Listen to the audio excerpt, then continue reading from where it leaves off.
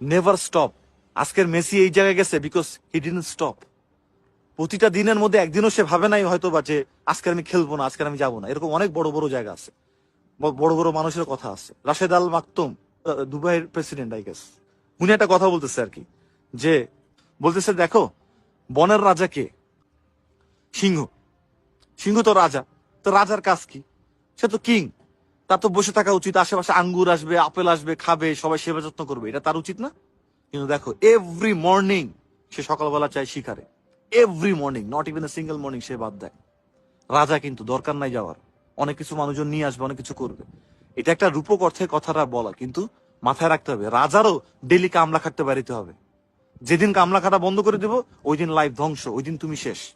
যেদিন কষ্ট করো তুমি ছাড়বা, যেদিন পরিশ্রম করো তুমি ছাড়বা, ওই দিন শেষ। শুধু মাত্র দেখতে হবে আমি 12 ঘন্টা আজকে পরিশ্রম করছি কিনা, আজকে আমি কষ্ট করছি কিনা, 12 আওয়ার্স।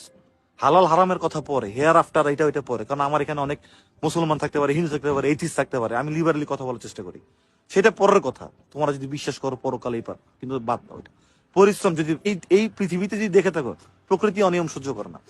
শর্টকাটে যাবা, কোনো সময় ওইটার ফলটা ভালো হবে না।